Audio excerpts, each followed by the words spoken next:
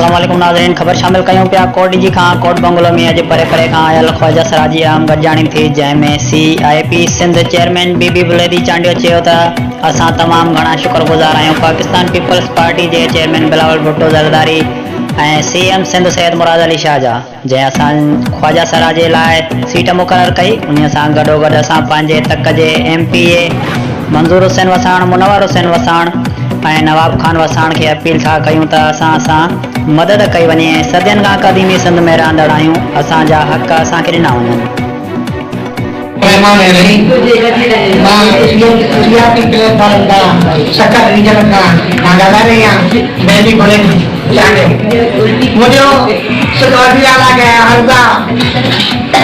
मुराद अली शाह के उन्हें वडी वडी मेहरबानी जो उन्हें असां ख्वाजा कराला मखसूस सीटूं रखियूं आहिनि।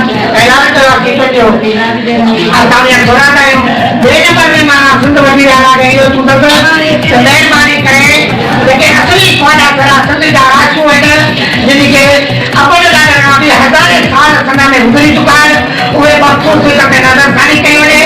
उन फ़क़ीर मखसूस ॾिनी जेके सिंध जा राजू आहिनि, जेके इन मखसूस सीट जा हक़दार आहिनि, जेके असांजा बुज़ुर्ग मुराद अली शाह CM सिंध ऐं बिलावल भुट्टो जा शुक्रगुज़ार आहियूं जीअं अफराद माज़ूरनि जी सूबे सिंध में मख़सूस सीटूं कयूं आहिनि।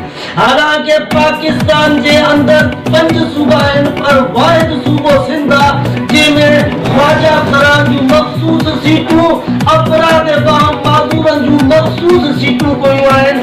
असां शुक्रगुज़ार आहियूं ऐं असांजो मुतालबो इहो कयूं था CIP सखर रीजन जे तरफ़ां इहो मुतालबो कयूं था साईं इन्हनि सीटनि ते ओरिजिनल अफराद माज़ूर आहिनि खयूं वञनि। इन्हनि सीटनि ते असुल माज़ूरनि जी नुमाइंदगी कई वञे, न कटियो अमूर कटियो थोरो लोॾे थियण वारो माज़ूर शामिल न कयो वञे। इंशाअल्लाह असां उमेद कयूं था जीअं सिंध गवर्नमेंट मखसूस सीटी कई आहे, इहे मखसूस हक़ीक़ी माज़ूरनि खे